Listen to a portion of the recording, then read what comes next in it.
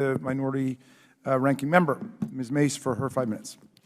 Thank you, Mr. Chairman. And I have a few questions that I would like to get through, so I'm just going to ask our participants just to try to keep it as brief so I can ask as many questions as I can. My first question I'd like to direct to Normal Paul Arminato, if you don't mind. There have been some discussion today about taking into consideration some of the issues when it comes to packaging. And so if you could just speak to the importance of legislation that's responsible, maybe at the federal level, looking at how we can prohibit the marketing and advertising to kids, either in labeling or packaging, what that would look like and the importance of that responsibility.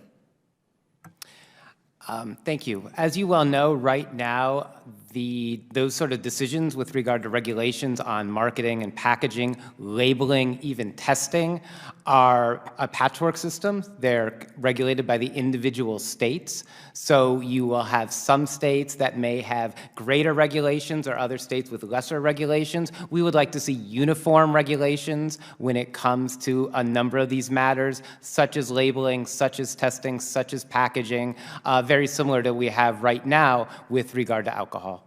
Thank you. My next question goes to Mr. Gopals. I know that today already we've talked about some of the increases, major increases in drug overdoses, fentanyl, heroin, opioids, et cetera, those examples. But can you tell us today, just exactly, every year since 2017, basically, what has been the leading cause of overdose deaths in terms of drugs, and how many deaths have been, how many deaths have there been from marijuana overdoses?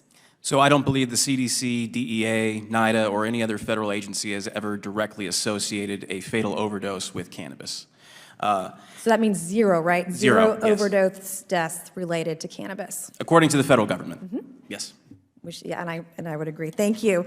And then Ms. Littlejohn, and thank you. Love Gaffney, the Gaffney Peach.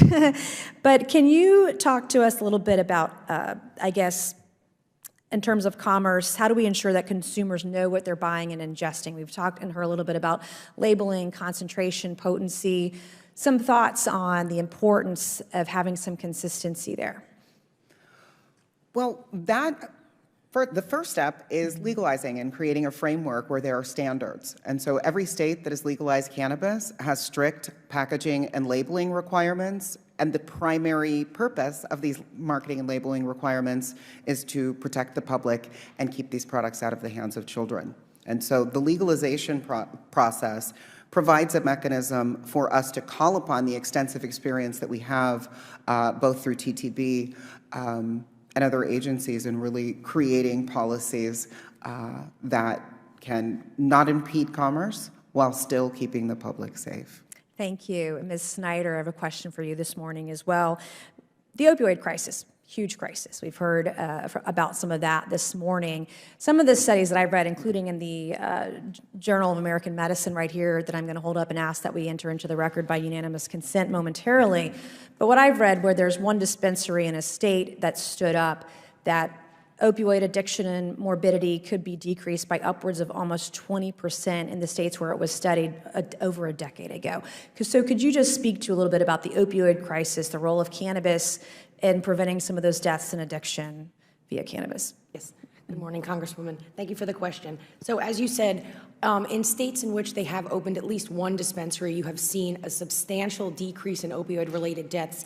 And recent studies have shown that opioid-related hospital visits additionally have subsided substantially in jurisdictions in which recreational and medicinal cannabis have been legalized.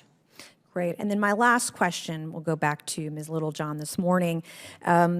Cartels and drugs, they're making billions of dollars every year.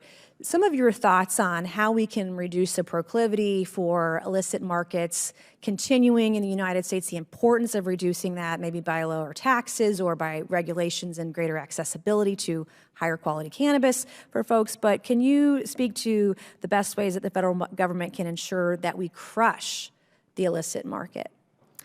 The two biggest factors perpetuating the the unregulated or unlicensed market are high federal taxes, high taxes, and the lack of interstate commerce. Because the unregulated market has both. Our country is flooded with cannabis from the West Coast.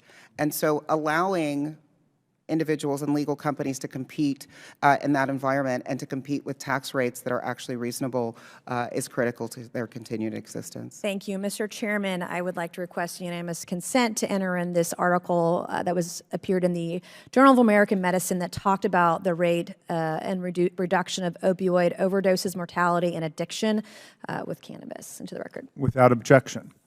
Thank you for your questioning, and I will now come to the distinguished gentlelady from the District of Columbia,